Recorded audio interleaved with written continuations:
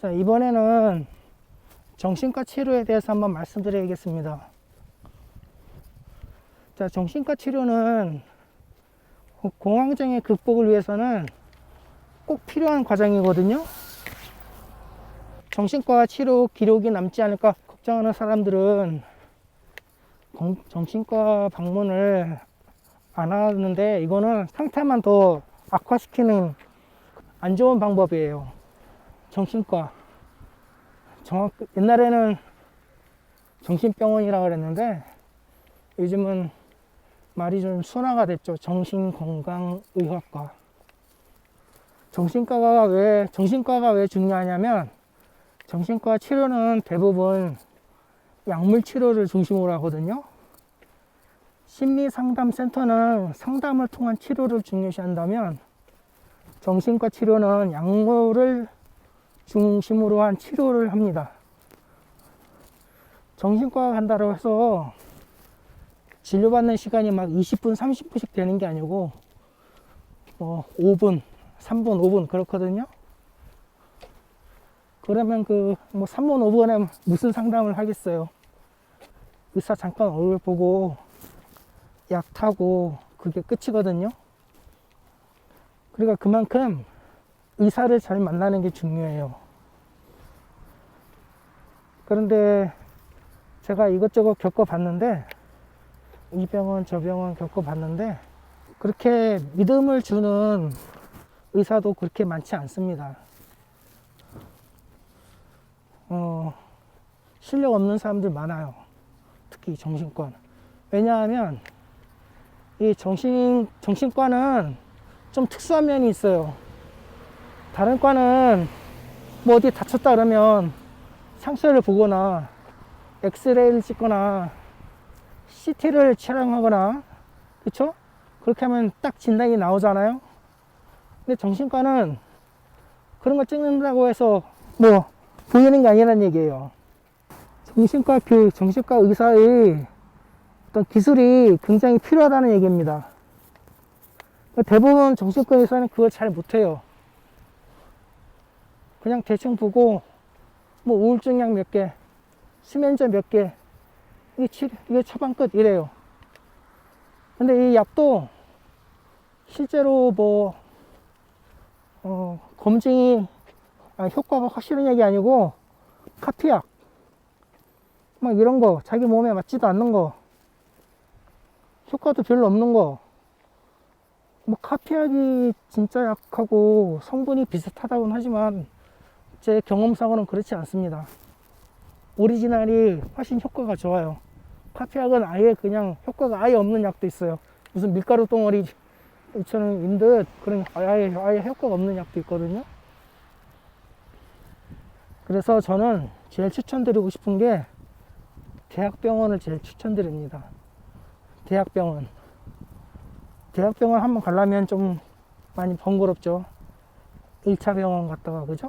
거기서 의사 소견서 받고 대학병원을 가야 되고, 또 가는 대학병원이 멀 수도 있고, 거기 가서 기다리는 시간도 있고. 근데 저는 아무튼 대학병원을 추천드려요. 그리고 대학병원이 좋은 점이 뭐냐 하면, 동네에 있는 병원은 약을 그렇게 길게 안 끊어주거든요. 왜냐면 정신과 약이 약간 마약류로 분류가 되기 때문에 정신과 약이 2주 이상은 잘 처방 안 해주려고 그러는데, 대학병원은 길게 처방해 줄 수 있어요. 그 이유는 저도 모르겠는데 아무튼 그렇더라고요. 한 2달.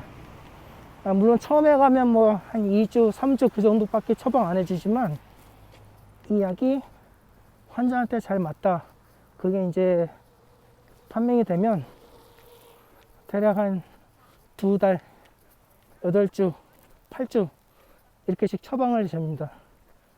그러니까 대학병원은 한번 가는 게 좀 번거로워서 그렇지 자주 안 가기 때문에 오히려 동네 병원보다 더 좋을 수 있어요. 근데 동네 병원이라고 해서 꼭 뭐 비추천한 건 아니고 그 정신과 병원 중에 그 네이버에서 한번 검색을 하신 다음에 자기 동네에서 그 클릭을 해 보시면 밑에 리뷰가 쭉 뜰 거잖아요, 그죠? 네, 거기 리뷰 한번 읽어보시고 괜찮은데 골라보시고, 아니면 동네 커뮤니티 있잖아요, 네이버 카페, 다음 카페 이런 데 가가지고 글을 올려보세요. 정신과 치료를 받고 싶은데 어디가 괜찮냐. 그러면 여기저기 좋다고 말씀드리는데 댓글이 올라올 텐데, 그 중에서 제일 많이 올라오는 그 병원을 하나 골라서 거기 가셔도 됩니다. 왜냐하면 그런 데는 대학병원에서도 좀 교수급으로 잘 계시다가 개원하신 그런 의사 선생님이기 때문에 그런 데는 괜찮거든요. 그래서 무조건 대학병원을 추천하는 건 아니고 동네 병원 중에서도 그런 평가가 좀 괜찮은 데는 저도 추천합니다. 그리고 정신과 약에 대해서 제가 한마디 좀 말씀드리자면요, 정신과 약은 다른 약과는 다르게 치료해 주는 약이 아닙니다. 치료제가 아니에요. 그러니까 그 약을 먹는다고 해서 우울증이 치료가 된다거나 공황장애가 치료가 된다거나 그런 게 아니에요. 제가 알기로는 그렇게 완벽하게 치료해주는 약은 아직 없는 걸로 알고 있습니다. 그럼 정신과 약은 무슨 역할을 하느냐? 우울증이나 공황장애가 왔을 때 나오는 그런 신체적 현상, 이것들을 잡아주거나 억눌러주거나 이런 역할이에요. 예를 들어 몸이 너무, 심장 박동이 너무 빨라진다. 그러면 그 심장 박동을 억제해주는 약, 그걸 넣어주거나, 우울증 때문에 잠이 안 온다. 그럼 수면제를 넣어주거나, 신경이 너무 예민해진다. 그러면 그런 세로토닌 제 흡수를 억제해주는 그런 신경 안전제, 이런 거, 그리고 기분이 너무 오락가락한다, 조울증 같은 거, 그러면 그 오락가락 해주는 그 감정의 기복을 잡아주는 그런 약들, 그렇게 어떤 증상을 좀 완화시켜주는 거지 근본적인 문제를 해결해주는 그런 건 아니에요. 그러니까 정신과 그 약물에 대해서 너무 많은 기대를 안 하시는 게 좋아요. 그리고 정신과 약은 글쎄, 보면 2년만 먹어라, 3년만 먹어라 이러는데, 그거는 상황에 따라 다르고요. 자기가 몸이 계속 안 좋으면 계속 먹어야죠. 자기가 정신적으로 계속 힘들면 계속 먹어야죠. 부작용이 없다면 계속 먹는 거죠. 정신과 약은 의사의 상담 없이 자기가 함부로 감약, 약의 용량을 줄인다던가, 약이 있는데 자기가 조금 먹는다던가, 단약, 갑자기 약을 확 안 먹는다던가, 그러면 그게 오히려 더 위험합니다.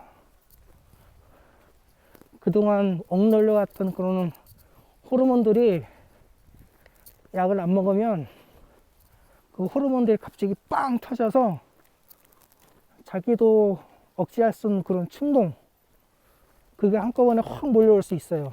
이걸 반동작용이라고 하거든요. 반동작용. 제가 이것 때문에, 약을 먹는 것 때문에 병이 확실히 낫지 않다고 제가 아까 말씀드렸잖아요, 그죠? 제가 봐도 병이 확실히 나은 건 아닌데, 아주 많이 좋아진 게 있어요. 성격이 많이 좋아졌어요. 제가 성격이 굉장히 예민하고 감정 기복이 심했거든요. 그래서 직장 같은 데에서 일할 때 주위 사람들과 마찰이 좀 있었어요. 그런데 요 약을 먹기 시작하면서부터는 어떤 감정 기복도 많이 줄어들고, 그래서 동료들과 잘 지내게 되었습니다. 예전보다. 주위 사람들이 그러더라고요. 성격이 좀 변한 것 같다고. 그런데 가끔 그런 사람이 있어요. 나는 힘들었지만 힘들었던 시절에 약 안 먹고 운동을 해서 다 나았다. 여행을 해서 다 나았다. 취미를 열심히 했더니, 취미 생활을 열심히 했더니 다 나았다. 뭐 그런 사람이 있는데, 그거는 병이 아니고 감정에 약간 조금 안 좋아진 거예요. 안 좋아진 거. 그러니까 그것은 우울증, 불안증 그런 증이 아니고 우울감, 불안감, 이런 하나의 그냥 약간의 감정 변화일 뿐이지 심각한 병리적 현상은 아닙니다. 그래서 나는 약 안 먹어도 나았다, 그러는 사람들은 환자가 아니에요. 그런 사람들의 말은 우리하고 다르니까 한 귀로 듣고 한 귀로 흘려보내셔도 되고, 제가 말씀드리는 건 아주 중증의 위험한 사람들, 약 없이는 이게 공황장애에 극복하는데 어려움이 있는 사람들, 이런 사람을 위해서 하는 말씀입니다. 약물에 대해서는 여기까지 말씀드리고, 다음에는 다른 이야기로 찾아뵙도록 하겠습니다.